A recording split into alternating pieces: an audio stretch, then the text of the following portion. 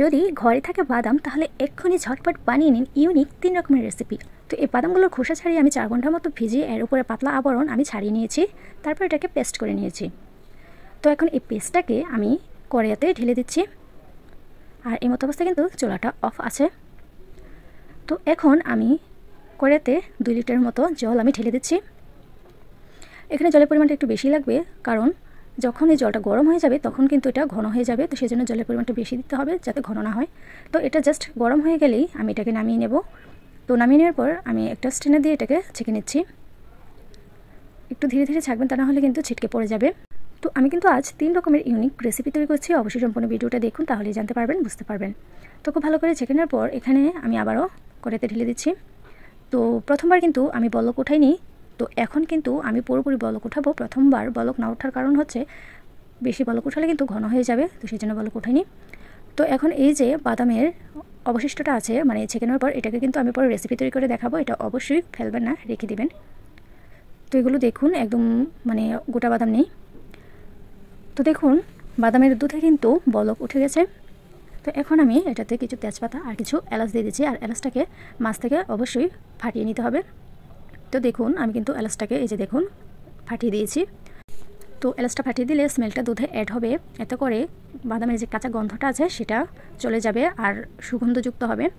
তো খুব ভালো করে আমি আবারও বলক উঠিয়ে নিচ্ছি। তো বলক উঠতে উঠতে আমি এদিকে আরেকটা জিনিস রেডি করে নিচ্ছি। তো এটা হচ্ছে আমি এখানে লেবু নিয়েছি, মানে আপনারা চাইলে এখানে লেবুর রসের পরিবর্তে ভিনেগার ব্যবহার করতে পারেন। তো এখানে আমি প্রথমে 2 টুকরো লেবুর জুসটা আমি নিয়ে নিচ্ছি, আর 1 টুকরো রেখে দিয়েছি, যদি পরবর্তীতে লাগে তাহলে আমি এটাকে নিয়ে নেব। তো বেশি দিতে হবে না, অল্পতেই কিন্তু এটা হয়ে যাবে। তো এখানে আমি অল্প একটু জল অ্যাড করছি, সরাসরি লেবুর রসটা দিবেন না, এতে করে ছানাটা ভালো হবে না, তো একটু জল অ্যাড করে নেবেন।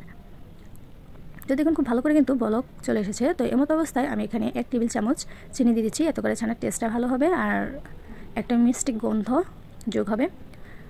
তো চিনিটা গলে যাওয়ার পর আমি এখানে যে তেজপাতা এলাচগুলো আছে সেগুলোকে উঠিয়ে নেব। তো এগুলো উঠিয়ে নেওয়ার প্রধান কারণ হচ্ছে, যেহেতু আমি দুধটাকে ছানা কাটাবো, তো এগুলো যদি থাকে তাহলে কিন্তু ছানাটা ভালো হবে না, আর ছানাটা খেতেও কিন্তু ভালো লাগবে না। তো সেই জন্য আমি এগুলোকে উঠিয়ে নিয়েছি। তারপর এখানে আমি একটু একটু করে লেবুর রস অ্যাড করছি। তো আমি আবারও বলছি, আপনারা চাইলে লেবুর রসের পরিবর্তে কিন্তু ভিনেগার ব্যবহার করতে পারেন। তো এখানে অল্প অল্প করে আমি লেবুর রস দিয়ে দিচ্ছি। তো আমার 2 টুকরো লেবুর রসই কিন্তু এটা হয়ে যাচ্ছে। তো ধীরে ধীরে একটু নেড়ে নিচ্ছি, আর আপনারা দেখে বুঝতে পারছেন এটা কিন্তু ধীরে ধীরে ছানা কেটে যাচ্ছে। তো খুব ভালো করে বলক চলে এসেছে, আর ছানার জল কিন্তু আলাদা হয়ে গেছে। তো এখন এটাকে আমি নামিয়ে নেব। আর এর আগে একটু দেখেছি, দেখুন খুব ভালোভাবে ছানাটা কেটে যাচ্ছে। আর এই বাদামের ছানা দুধের ছানা কিন্তু একরকম হবে না, এটা একটু ছাড়া ছাড়া হবে, তবে খেতে কিন্তু বেশ টেস্টি। তো দেখুন এটার চুলাটা আমি অফ করে দিয়েছি, আর এখন এটাকে আমি ছেঁকে নেব। তো আমি প্রথমে একটা স্ট্রেনার নিয়েছি, তারপর উপরে একটি পরিষ্কার সুতি কাপড় বিছিয়ে দিলাম। অবশ্যই এখানে সুতি কাপড় নেওয়ার চেষ্টা করবেন, এতে করে ছানার যেই জলটা সেটা পড়ে যাবে, ছানাটা ভালো হবে। তো এখানে অল্প অল্প করে আমি এখানে দিয়ে দিচ্ছি, তারপর এটাকে ঢেলে দেব। তো আমার চ্যানেলটা যদি সাবস্ক্রাইব করা না থাকে অবশ্যই সাবস্ক্রাইব করে দেবেন, আর পাশে বেল আইকনটি অবশ্যই অন করে দিবেন, এতে করে আমার পরবর্তী ভিডিওগুলো আপনারা সবার আগে পেয়ে যাবেন। তো আমি কিন্তু ছেঁকে নিয়েছি। তো এখন ছানাটাকে আমি একটু ধুয়ে নেব, যেহেতু আমি এখানে লেবু ব্যবহার করেছি, একটু টকটক ভাব তো অবশ্যই আছে, তো সেই জন্য এটাকে একটু ভালো করে ধুয়ে নেব। বেশি ধোয়ার প্রয়োজন নেই, অল্প একটু ধুলেই চলবে। তো এখন আমি এখানে নর্মাল জল দিয়ে দেবো, দিয়ে একটু একটু করে এটাকে ধুয়ে নেব। তো এখানে আমি কিছুটা জল দিয়ে দিলাম। তো এখন ছানাটাকে একটু একটু করে ধুয়ে দিচ্ছি। কাপড়টা খুলে ধোয়ার প্রয়োজন নেই, উপর থেকে এভাবে একটু চেপে চেপে একটু নেড়ে চেড়ে ধুয়ে দিলেই চলবে। তো আমি কিন্তু 2বার মতো জল পাল্টিয়ে এটাকে ধুয়ে নিয়েছি। তো তারপর একটু ভালো করে চেপে জলটা ঝরিয়ে নিচ্ছি।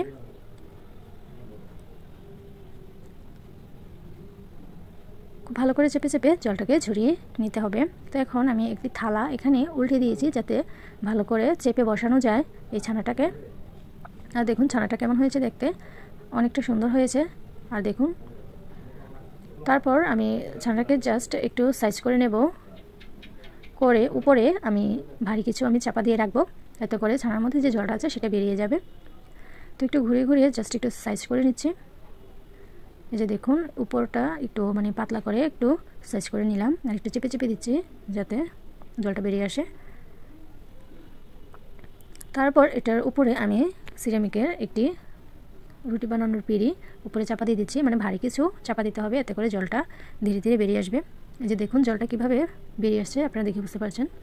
তো জলটা কিন্তু অবশ্যই যাতে বেরিয়ে আসে ওরকম কিছু চাপা দিতে হবে, ভারী কিছু। তো আর একটু ভারী করার জন্য আমি এখানে শিলনোড়াটা উপরে দিয়ে দিলাম। আর দেখুন কতটা জল এসে এখানে জমা হয়েছে।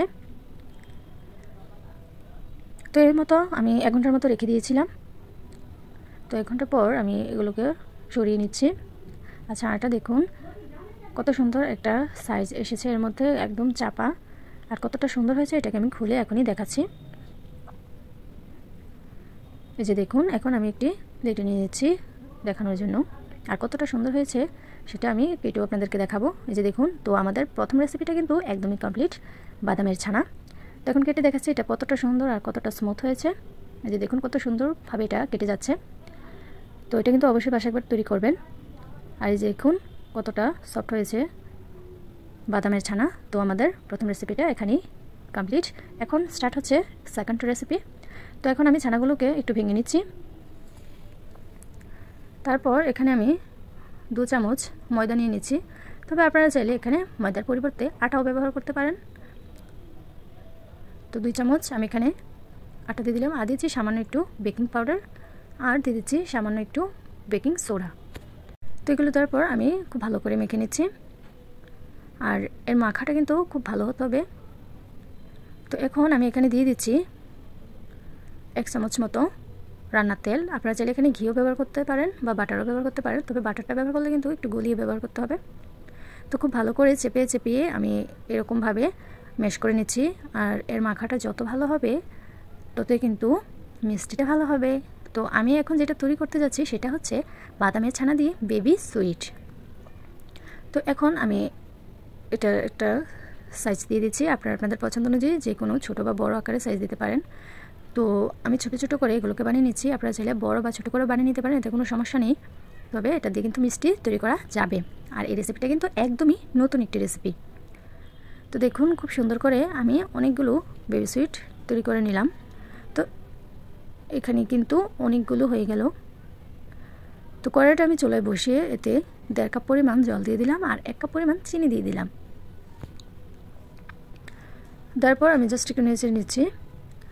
আর দেখুন খুব ভালো করে বলক এসেছে। আর এখন আমি 3টি এলাচ দিয়ে দিচ্ছি, এতে করে এর স্মেলটা ভালো আসবে। তো নেড়ে চেড়ে নিলাম আর চিনিটা কিন্তু গলে গেছে। তো চুলার আঁচটা একদম লোতে করে আমি এটাকে রেখে দিলাম। আর অন্য একটি চুলায় আমি ফ্রাই প্যানটা বসিয়ে এতে তেল দিয়ে দিলাম। তো তেলটা জাস্ট হালকা গরম হওয়ার পরেই আমি এখানে বেবি সুইটগুলো ছেড়ে দিচ্ছি। তেলটা যেন বেশি গরম না হয় সেদিকে অবশ্যই খেয়াল রাখবেন, কারণ বেশি গরম হয়ে গেলে কিন্তু এই বেবি সুইটগুলো দিলে এটার কালার চলে আসবে তাড়াতাড়ি, কিন্তু ভেতরটা পারফেক্টলি হবে না আর মিষ্টিটাও কিন্তু পারফেক্টলি তৈরি হবে না। আর চুলাসটা কিন্তু একদম লো আঁচে রেখে এই মিষ্টিগুলোকে ভেজে নিতে হবে। আর এটা কিন্তু ধীরে ধীরে সাদা হবে, আপনারা দেখে বুঝতে পারছেন। তো ধীরে ধীরে এগুলোকে ভেজে নিচ্ছি। আর যে শিরাটাকে আমি চুলায় বসিয়ে রেখেছিলাম সেটা দেখছি যে তৈরি হয়েছে কিনা একদম পারফেক্টলি। তো দেখুন হাতে 2 আঙ্গুলে এরকম নিয়ে দেখবেন যে চিটচিটে ভাব তৈরি হয়েছে কিনা, তাহলে বুঝবেন যে শিরাটা পারফেক্টলি হয়ে গেছে। তো এখান থেকে দেখুন মিষ্টিগুলো কিন্তু একটু কালার এসেছে। তো সেগুলো থেকে আমি কিছুটা উঠিয়ে শিরায় দিয়ে দিচ্ছি। আর চুলার আঁচটা কিন্তু আমি একদম লো আঁচে করে দিয়ে দিয়েছি, হাই আঁচে কিন্তু রাখবেন না। তো আমি লো আঁচে করে রেখে দিয়েছি আর একটু নেড়ে দিয়েছি। তো মিষ্টিগুলো কিন্তু ধীরে ধীরে একটু গাঢ় কালার আসবে। তো কিছু কিছু করে আমি উঠিয়ে তারপর শিরাতে দিয়ে দেব। তো কালার ছাড়াই কিন্তু অনেকগুলো কালারে আমি বেবি সুইট তৈরি করে ফেলছি। তবে আপনারা যদি আলাদা কালার ব্যবহার করতে চান তাহলে কিন্তু ডোটাকে বিভিন্ন ভাগ করে আপনারা বিভিন্ন কালার ব্যবহার করতে পারেন। তো দেখুন ধীরে ধীরে হালকা থেকে গাঢ় কালারের বেবি সুইট তৈরি হয়ে যাচ্ছে। তো আরও কিছু রয়েছে, তো এগুলোকেও আমি উঠিয়ে দিয়ে দিচ্ছি। তো এগুলো আমি শিরাতে দিয়েছি।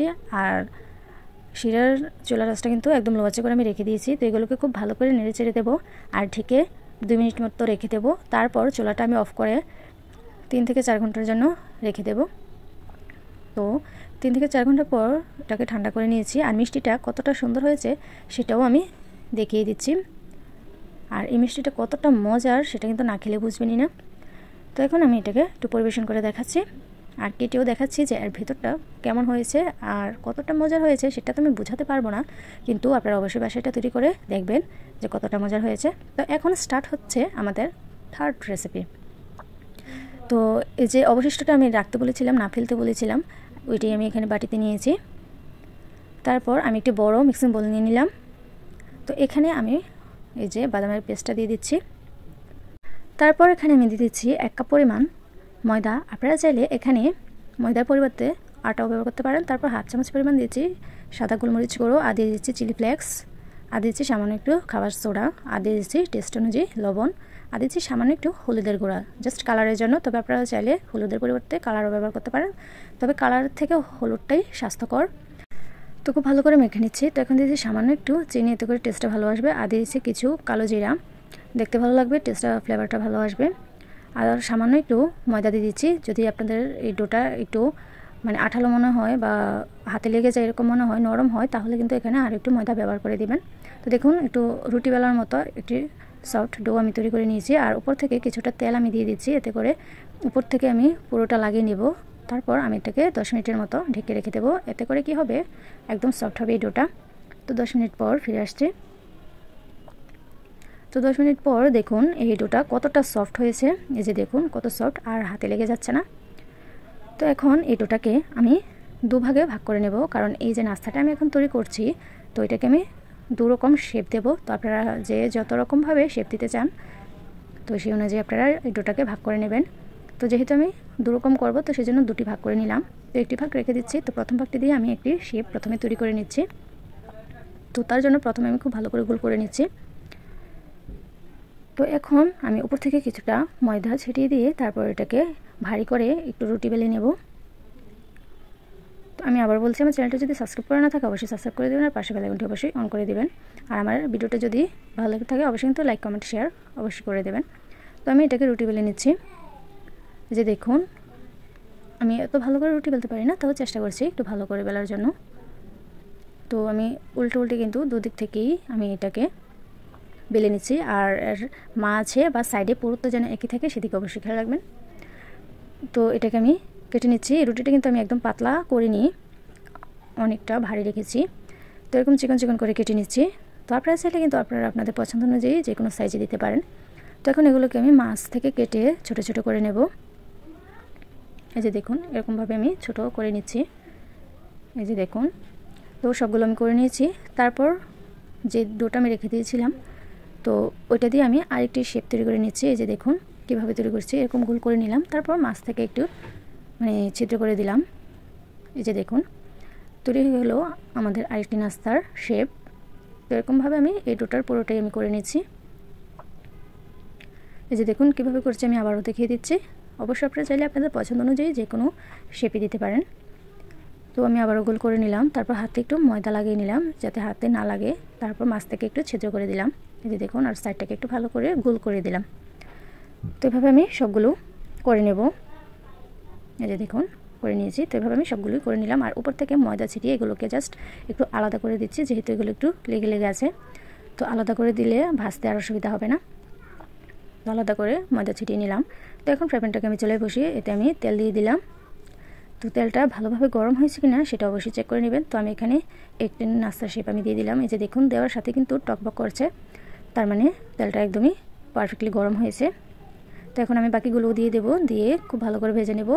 আর তেলটা গরম হওয়ার পর এগুলো অবশ্যই ছাড়তে হবে। আর এগুলো দেওয়ার পর কিন্তু চুলার আঁচটা মিডিয়াম করে দিতে হবে, মানে মিডিয়াম টু লো আঁচে করে দিতে হবে। এতে করে ভাজাটা পারফেক্টলি ভালো হবে, আর কালারটা ধীরে ধীরে আসবে, খেতে ভালো লাগবে, আর মুচমুচেও হবে। আর এই নাস্তাটা খেতে কতটা মজার সেটা না খেলে বুঝবেনই না।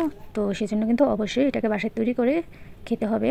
আর যদি খেয়ে আপনাদের ভালো লাগে তাহলে কিন্তু অবশ্যই আমাকে লাইক করতে ভুলবেন না, আর কমেন্টে অবশ্যই জানাবেন।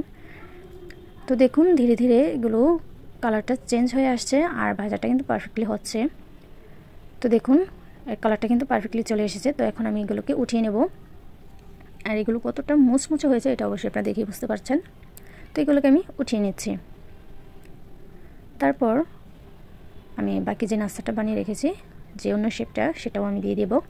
দিয়ে সেমভাবেই আমি ভেজে নেব হালকা আছে সময় নিয়ে।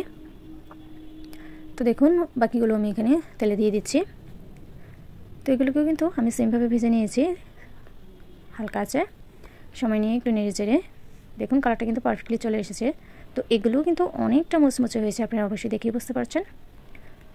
তো এখন আমি এগুলোকে পরিবেশন করে দেখাচ্ছি। আর এগুলো কিন্তু সসে ডুবিয়ে খেতে কিন্তু দারুণ মজার, বিকেলের আড্ডায় কিন্তু বেশ জমে যায়। তো আমার এই 3 রকমের রেসিপি আপনাদের কেমন লাগলো সেটা অবশ্যই কমেন্ট করে জানাবেন। আর চ্যানেলটা যদি সাবস্ক্রাইব করা না থাকে অবশ্যই সাবস্ক্রাইব করে দেবেন, আর পাশে বেল আইকনটি অবশ্যই অন করে দেবেন। দেখা হচ্ছে নেক্সট ভিডিওতে। আমার এই ভিডিওটি দেখার জন্য অনেক অনেক ধন্যবাদ। ভালো থাকবেন, বাই বাই।